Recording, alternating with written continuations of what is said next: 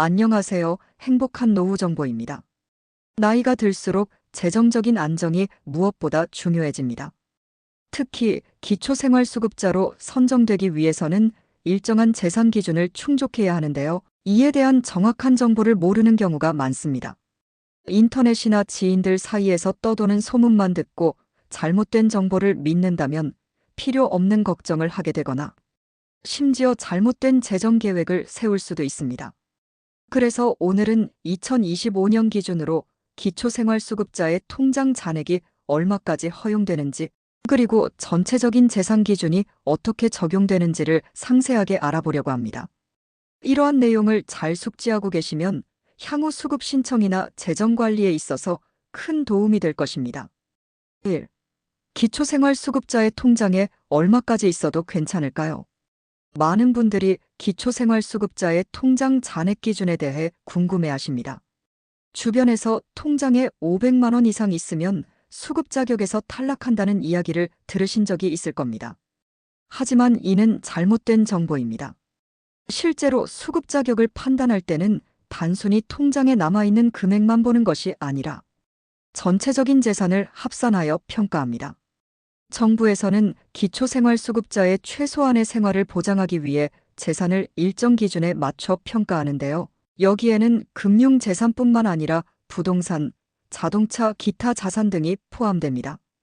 따라서 단순히 통장에 얼마가 있는지만 보고 수급 자격 여부를 판단하는 것은 잘못된 방식입니다.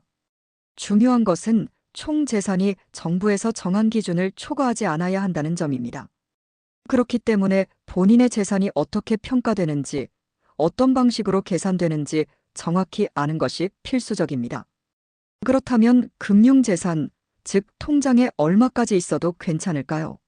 금융재산이 많아도 전체 재산 기준 내에서 조정되기 때문에 통장에 일정 금액이 있어도 문제가 되지 않습니다. 하지만 금융재산 역시 전체적인 재산 평가에 포함되므로 주거용 재산, 기타 일반 재산과 함께 종합적으로 고려해야 합니다. 이에 대한 구체적인 계산 방식과 기준을 아래에서 더욱 자세히 살펴보겠습니다. 기초생활수급자의 재산 기준. 기초생활수급자로 선정되려면 소득인정액이라는 개념이 중요합니다. 이는 단순한 소득뿐만 아니라 보유한 재산을 소득으로 환산하여 계산하는 방식입니다. 즉, 단순히 월급이나 연금 소득만 따지는 것이 아니라 본인이 가지고 있는 부동산, 자동차, 예금 등 다양한 재산이 얼마나 되는지를 반영하여 총 소득을 산정하는 것입니다. 예를 들어 수급자로 인정받기 위해서는 월 소득이 일정 기준을 넘지 않아야 하는데, 이때 보유 재산이 많을 경우 소득으로 환산되어 소득 인정액이 증가하게 됩니다. 재산이 많을수록 수급 대상에서 멀어질 가능성이 높아지는 것이죠. 2025년 기준으로 생계급여를 받기 위한 중위소득 32% 기준은 다음과 같습니다. 1인 가구 76만 5,444원, 2인 가구 129만 4,771원, 3인 가구 167만 1,594원, 4인 가구 204만 8,417원. 즉, 소득 인정액이 이 기준을 초과하지 않아야만 기초생활수급자로 선정될 수 있습니다.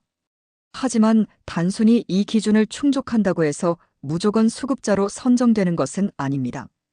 여기에서 중요한 점은 소득 인정액이란 단순한 월 소득이 아니라 재산을 포함한 종합적인 평가 결과라는 것입니다. 따라서 수급자로 인정받기 위해서는 본인의 재산이 소득으로 환산되었을 때 어느 정도의 소득 인정액으로 계산되는지를 반드시 확인해야 합니다. 3. 소득 인정액 계산 방법. 소득 인정액을 계산하는 방식은 다음과 같습니다.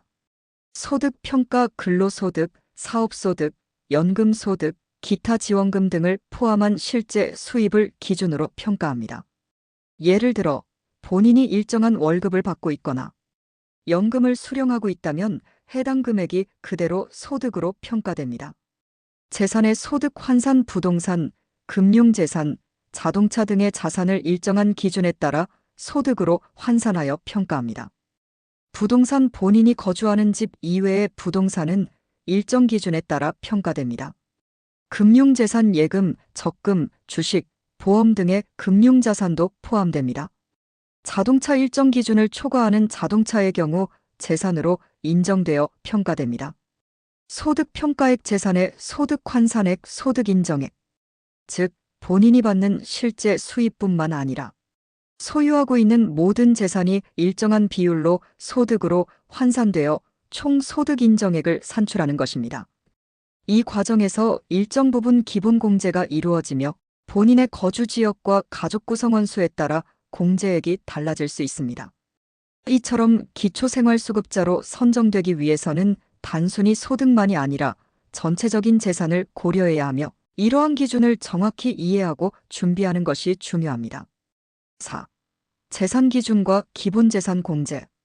정부는 기초생활수급자의 최소한의 생활을 보장하기 위해 일정 금액을 기본재산으로 공제해 줍니다. 이는 수급자가 기본적인 주거와 생활을 유지할 수 있도록 하기 위한 조치로 지역에 따라 공제되는 금액이 달라집니다. 2025년 기준 기본재산 공제액은 다음과 같습니다. 서울 9,900만 원, 경기도 8천만 원, 광역시, 세종시, 창원시 7,700만 원, 그 외 지역 5,300만 원. 즉, 총 재산이 위의 금액을 초과하지 않는다면 기초생활수급자로 인정될 가능성이 있습니다. 하지만 여기에서 중요한 점은 재산이 단순히 주택이나 예금만을 의미하는 것이 아니라는 점입니다. 본인의 거주지와 관련된 재산뿐만 아니라 금융재산, 부동산, 자동차 등도 모두 포함됩니다. 따라서 자신의 자산을 종합적으로 검토하고 정부의 기본공제 기준을 정확히 이해하는 것이 중요합니다. 또한 기본재산 공제는 지역별 차이가 있기 때문에 본인의 거주 지역에 맞는 기준을 확인해야 합니다. 예를 들어 서울에 거주하는 경우 9,900만 원까지의 재산이 공제되지만 다른 지역에서는 이보다 낮은 금액이 적용됩니다. 따라서 재산평가 시 이러한 기준을 충분히 반영하여 판단하는 것이 중요합니다. 5. 금융재산 기준 통장에 얼마까지 있어도 되나요? 기초생활수급자의 금융재산에는 예금, 적금, 주식, 청약통장 등이 포함됩니다.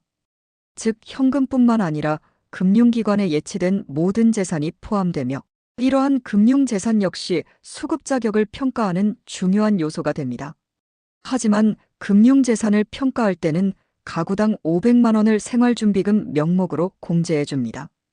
이는 기본적인 생활을 유지하기 위한 최소한의 자금으로 간주되기 때문입니다. 따라서 통장에 일정 금액이 있어도 수급 자격을 유지할 수 있으며 무조건 일정 금액 이상이면 탈락하는 것은 아닙니다. 예를 들어 서울에 거주하는 홍길동 씨가 다음과 같은 재산을 가지고 있다고 가정해 보겠습니다. 주거용 전세금 5천만 원, 자동차 10년 이상 된 중고차 400만 원, 금융재산 예적금, 주식, 보험 등 3,500만 원. 이 경우 홍길동 씨의 총 재산은 8,900만 원으로 서울의 기본재산 공제 기준인 9,900만 원을 초과하지 않으므로 수급 자격을 유지할 수 있습니다. 또한 금융재산을 평가할 때 단순히 현재 통장에 있는 돈만이 아니라 전체적인 금융자산을 포함하여 계산해야 합니다. 예를 들어 적금, 예금, 주식, 청약통장까지 포함되기 때문에 본인의 금융재산이 어느 정도인지 정확히 파악하는 것이 필요합니다. 일반적으로 통장에 일정 금액이 있더라도 전체적인 재산이 기본공제 기준을 초과하지 않으면 기초생활수급 자격을 유지할 수 있습니다. 따라서 단순히 통장에 500만 원 이상 있으면 탈락한다는 것은 잘못된 정보이며 전체적인 재산평가 기준을 정확히 이해하는 것이 중요합니다. 이처럼 기초생활수급자의 금융재산 기준을 정확히 파악하고 자신의 재산을 종합적으로 분석하는 것이 수급 자격을 유지하는 데 있어서 매우 중요한 요소가 됩니다. 6. 통장에 500만 원 있으면 탈락이라는 말은 사실일까? 많은 분들이 수급자는 통장에 500만 원 이상 있으면 안 된다는 이야기를 듣고 걱정하시는데 이는 잘못된 정보입니다. 앞서 설명드린 대로 금융재산 전체를 포함하여 기본재산 공제액을 초과하지 않으면 문제가 없습니다. 특히 금융재산은 가구당 500만 원을 추가 공제해 주므로 500만 원 이상의 예금이 있어도 단순히 그 이유로 수급 자격을 잃는 것은 아닙니다. 즉, 금융재산이 일부 있더라도 전체 재산이 정부에서 정한 기본재산 공제액을 초과하지 않는다면 기초생활수급 자격을 유지할 수 있습니다. 따라서 단순히 통장에 얼마가 있는지를 걱정하기보다는 전체적인 재산 평가 기준을 확인하는 것이 중요합니다. 또한 기본재산 공제 외에도 생활준비금 명목으로 추가적인 공제가 이루어지므로 금융재산이 일정 금액을 초과한다고 해서 즉시 탈락하는 것은 아닙니다. 이 때문에 재산을 평가할 때는 본인의 거주지, 금융재산, 부동산 등을 종합적으로 고려해야 하며 단순히 특정 금액만 보고 판단하는 것은 위험할 수 있습니다. 7. 결론. 소득 인정액이 해당 기준 이하이어야 합니다. 즉, 근로소득, 연금소득, 재산소득 등이 정부에서 정한 기준을 초과하지 않아야 합니다. 모든 재산을 합산하여 기본재산 공제 후 남은 금액이 정부 기준을 초과하지 않아야 합니다. 주택, 부동산, 금융자산, 자동차 등이 이에 해당합니다.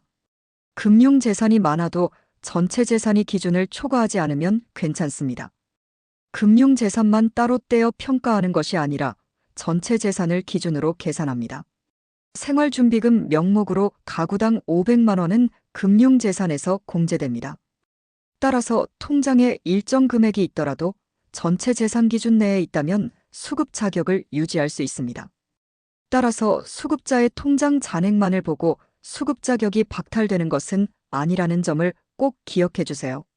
실제로 정부에서는 수급자의 생활을 보장하기 위해 다양한 기준을 마련해 두었으며 단순한 금융재산 기준만으로 탈락을 결정하지 않습니다.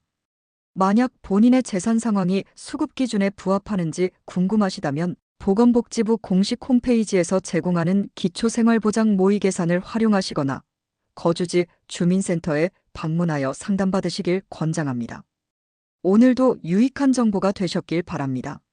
앞으로도 기초연금, 기초생활보장, 노후, 재정관리에 대한 다양한 정보를 행복한 노후 정보에서 제공해드리겠습니다. 끝까지 함께 해주셔서 감사합니다.